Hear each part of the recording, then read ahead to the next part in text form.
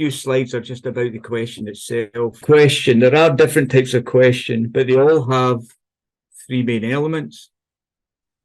They have task words, which tell you what you're supposed to be doing, and then it has a topic and it has a focus. And those three things come together to really define quite accurately and specifically what you've been asked to do. We're also going to talk about some small things that have big implications, some things that can be in a question that people overlook. And then we'll move on to when you look at your big question, the assessment question, you can then create more questions from that. They immediately beg more questions. And when you answer those questions, then you can start to do your reading and your planning. Okay, which is a cycle. Okay, task words, these are instructions that influence the essay content and structure, because you can be asked to do different things. I mean, don't get me wrong, it's mainly one thing you're asked to do in different ways, but sometimes you'll get something else. So here are some task words. Here are some task words. Here are some more task words. And I've only got to E. There are a lot of them. And you'll get a list of, if there's not, there should actually be a list of task words up on, or there won't be. Up on the, or there will be up in the Padlet. So I've given you a link to a Padlet and we'll put these all up there. But the important thing here is that you have each task word, and then you have an explanation or definition. It's not quite a definition, it's more like an explanation. And it's very useful. So when you're asked to, for example, if you're asked to compare something in an assessment question, it's identify the similarities and differences between two or more phenomena. Say if any of the shared similarities or differences are more important than others. Compare and contrast will often feature together in an essay question. Oops.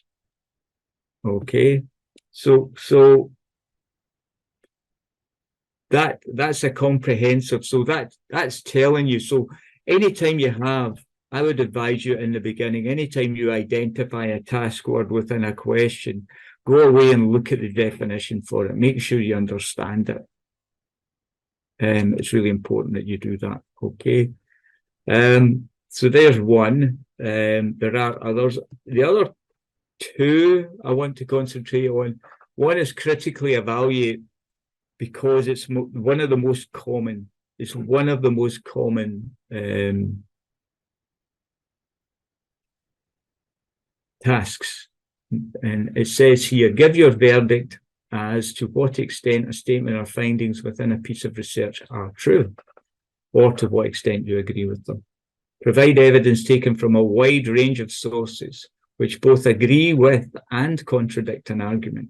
Come to a final conclusion, basing your decision on what you judge to be the most important factors, and justify how you made your choice. Now, that's a really comprehensive explanation of how to do it, and I think that's very useful. It's got more in it than you need. In other words, provide evidence taken from a wide range of sources. That's just really good advice. I can't argue with that. They didn't need to put that in there, to be honest. But it's a wide range of sources that kind of, if you're giving your verdict to what extent a statement or findings are true, then you're trying to get information that agrees with it, and you're trying to find information that says it's not true, or it is accurate, okay, or that you do agree with it. And then, of course, when you've laid out your argument, your agreement, and your contradiction, you come to a final conclusion saying it's more true than it's not, or whatever. That's one of the most common. That's one of the most common things you can do. And the other thing I wanted to bring out was, here's discuss. Now, discuss you would think is quite different to that, but there's a lot of similarity between these two definitions. And if it said discuss instead of critically evaluate, I would still pretty much go about it the same way, because you're still making a case for and against in a discussion. You're pointing out advantages and disadvantages, and you're coming to a conclusion. So Yeah. So you're using your skill at reasoning backed up by carefully selected evidence. It's much of a muchness. And then down here, when it just says evaluate, they couldn't be bothered, right? They couldn't be bothered writing an explanation because it's just evaluate without the critical. You don't need the critical. You just need, if you have to evaluate something, you can't evaluate something in a non-critical way, you're making a judgment. It's all wrapped up in that. Okay. Right. Oops. Sorry about these slides skipping forward. So you have to understand each of these so that you can write the appropriate response. So if you're doing a comparison, that's different to doing a critical evaluation. It's different to explaining something and outlining it. Okay. Now, a couple of other points. Sometimes you'll see these two words in a question. I'm not saying both at once, but you'll see these words in a question. And the first one, especially comment, a lot of people skip over that. They kind of go comment, put a comment in. For me, it always seemed very benign, very kind of comment on that. No, not so bad. It never. But when you're asked to comment, that's when you're supposed to bring in all your evaluation on the subject. And we know evaluation means critical evaluation means strengths and weaknesses, challenges, benefits, bringing out the pros and cons. So that's what the comment is. But they drop it in, and some people spend doing what the rest of the question says in the comment as an afterthought. But if you're asked to comment on something, if you're asked to explain and outline something and then comment on it, that comment has to have a strong part of evaluation that might be a considerable part of your essay, but it doesn't look like that from the way that comment is put in the question. Okay. The next one is illustrate, which just means give examples. And sometimes there may be less of a need for examples. But when they actually ask, they say, illustrate your answer, or they say, give examples, make sure you have examples included, okay? Because they give clarity to what you're saying. They help you demonstrate your understanding. So that's really important. So it's they're powerful things that if you use an example in the right way, it really adds something to it, okay?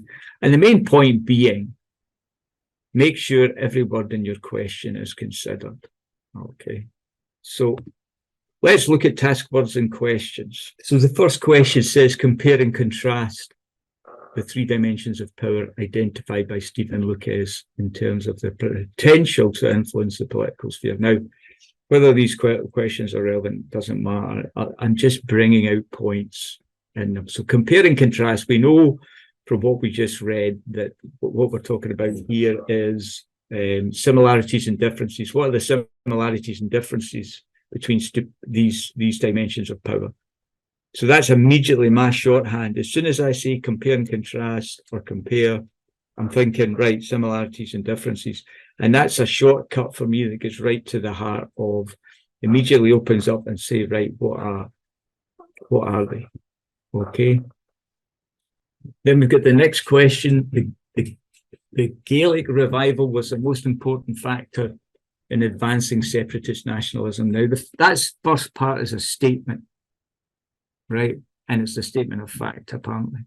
The Gaelic revival was the most important factor in advancing separatist nationalism. And then it says, to what extent do you agree with this statement? And, for me, to what extent just means how true is this? How much information can I bring up? How can I state things that say this is true, that it was the most important factor? How many things can I bring out that says it wasn't? There was something more important, or it was equally important, or it was less important, or whatever. Okay. Then the third question is that quintessential critically evaluate the direct and indirect effects of Donald Trump's executive order number 13769. Just for information, it was his travel ban when Donald Trump.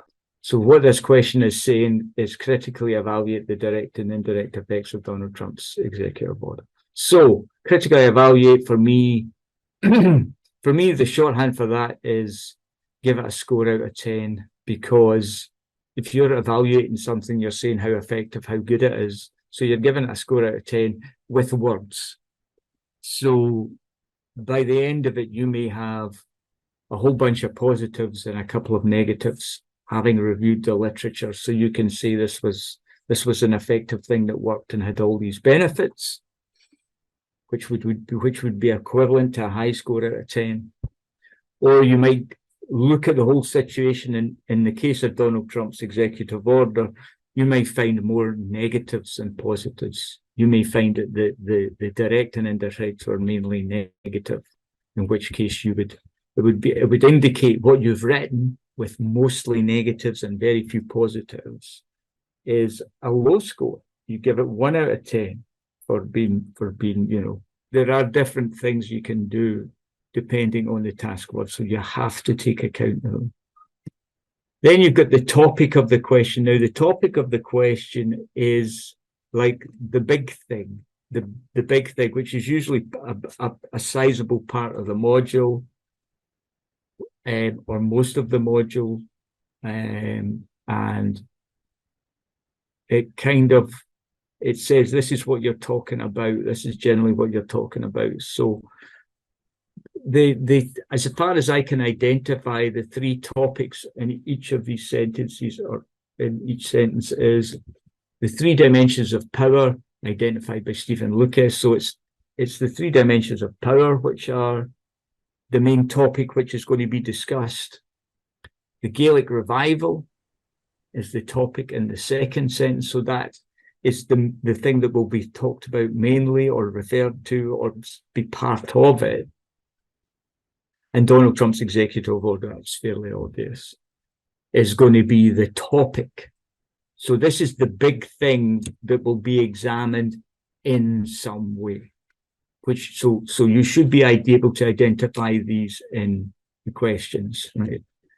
Then you have the focus. Now, the focus becomes incredibly important because you have this big topic, which you could talk about for days, talk about for hours. You could spend thousands of words talking about this topic. But when you put in the focus, suddenly it narrows down the scope of what is and isn't relevant to the essay, and therefore gives you a focus, a frame to work within the topic to make it more specific and give you kind of limits. So let's look at the focus in the first question and how it kind of limits. So, as we said, we've to compare and contrast the 3 powers of Stephen Luke's 3 dimensions of power, right? But only in their terms to influence the political sphere. So we're not talking about the 3 dimensions of power in terms of their influence on the social sphere or the economic sphere. We're not talking about how the dimensions were created necessarily. We're not, there's so many things we're not talking about. Okay, but we are specifically talking about the potential to influence the political sphere. So you suddenly see how that essay has a focus then, and that means that there are certain things you are definitely going to have to talk about, and other things that are not going to make it because they're not relevant. And the next one, it's the same again. We're looking at the Gaelic revival, but only in terms of establishing, was it the most important factor in advancing separatist nationalism in Ireland? And that's the focus. So we're not talking about the Gaelic revival in terms of, again, something like its economic effect, or we're not talking about the Gaelic revival in terms of its cultural effect, because there is no doubt that the Gaelic revival in Ireland had lots of effects, lots of things that achieved. It may have achieved more solidarity. It may have achieved a common purpose. It may have achieved certain things, but the question is quite specifically saying, no, just in terms of this. Okay, and then finally, you could critically evaluate Donald Trump's executive order in many different ways. You could critique it. You could find out things to say about it, lots of different things. But this essay has to focus on the direct and indirect effects. So you come up with those. So you're not talking about its legality. You're not talking about its. You're not talking about statistics of who came and who didn't or anything like that. It's, the direct and indirect effects.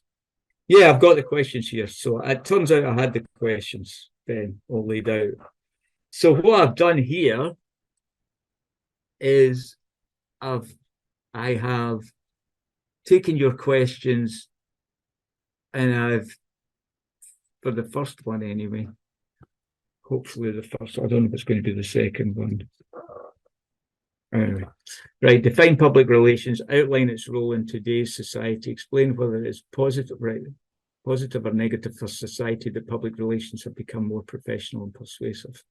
So, so the three task words: define, outline, and explain. Okay. Now, there's nothing defining, that's fine. Defining is just saying what it is. Looking for definitions for them. Outline its role in today's society. So, outlining its role in today's society, and then explaining, and this is where the critique comes in, because there's always critique, whether it's positive or negative for society.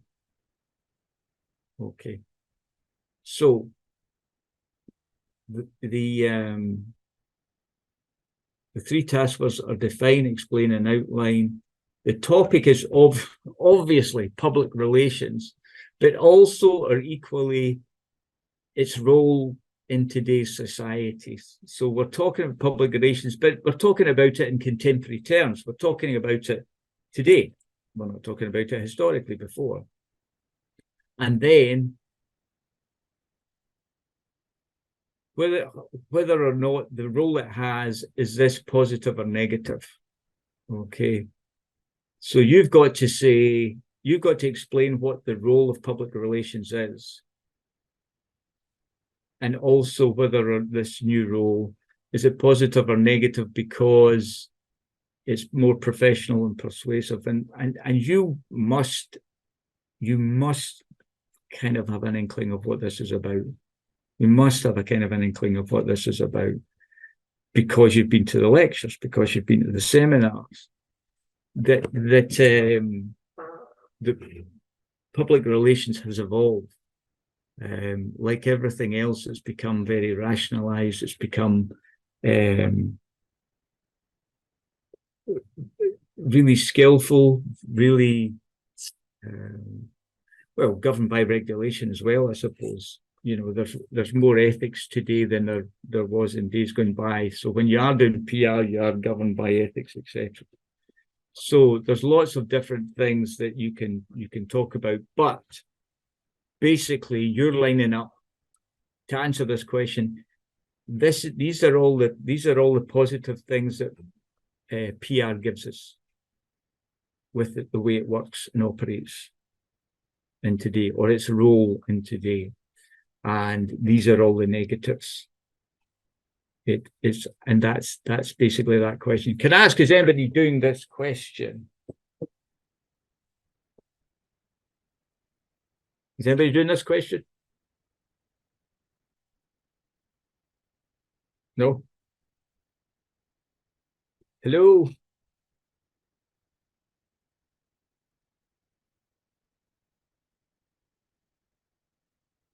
You can type in the chat, shout out. Gosh. Could you repeat that, Eddie? Just, is anybody doing this question? Has anyone picked this question? No, I don't. Nobody? Right, okay, we'll move on then. So next question, and what I'll do is... Yeah, I think I'll do the social media one, Eddie. It's another one. Right, well, we'll go through them all. Is everybody doing that? I'll just go through them all with the time we have. But obviously, if nobody's doing the question, I'll not waste your time. So if you could give us a yes, I'm doing this question, if anybody says, you don't say, no, I'm not, because somebody else might be. If anybody is doing this question, say yes. You have about 10 seconds and then I'll move on to the next one. So you've got to explain the importance of ethics and ethical considerations, and ethics in public are the big things. But, you know, what must public relations professionals consider? What considerations must they give credence to when they're practicing PR? And then, of course, very importantly, to give examples in this one, provide examples of potential ethical dilemmas, which is really useful to you, because to try and describe an ethical dilemma theoretically is really quite difficult. But when you express, what I would definitely say with this is you have to express it theoretically and then you give an example with that. So for me, if I was let's see if I can. If I was unpacking this question, right? So you'll start off by explaining what ethics is, and then what is its role. So when you say what is ethics, that's the definition. What is its role? What does it do? What are the things it performs in, right? And also, when you're talking about its importance, what are the benefits of PR in general? What should it be able to give us? Then when you talk about each ethical consideration that you've to think about, you've got to say why. You've got to explain why PRs should think about it. Why should they consider this? And again, they consider this because it's important for them to do their job ethically. It's to do their job well. There's an expectation that all PR people will work ethically. I can't see it being any other way. But also, you've got to give the pros and cons of that. And what I mean by that is, this is going well. So when I say about the positives and negatives, the positives of doing it, what benefit does doing the right thing and giving an ethical consideration, and what are the challenges or negatives that can happen if you don't do it properly? Those are the things you've got to lay out. And you've got to lay out the ethical consideration, what the ethical consideration is, and then give an example. So you say, this is the ethical consideration, here's an example, and through the example you can say, then you can bring out the positives and negatives, and you can say, if they do this positively, this, that, and the next thing, but if they don't do that, Ryan, this, that, and the next thing may happen. And there must be plenty of examples. The only thing I can't help you with is actually spelling out what the ethical considerations are. The impact of social media and e-word on. So for me, basically, this is quite easy, because you had traditional PR, and you would need to explain what traditional PR was briefly. You would need to talk about traditional PR because we're talking about how things have changed. So we had traditional PR, then along comes social media, and it alters PR, and it makes it social media related PR. And that's how, when you say this is how it's changed, that's how you spell out how it has made an impact. So for me, the big thing about social media is giving so many people a voice. So when you used to do PR in the past, the same way you did other forms of influencing, you were shouting into the void because nobody could answer you back because you just said things. Okay, you could, another example in terms of marketing, right?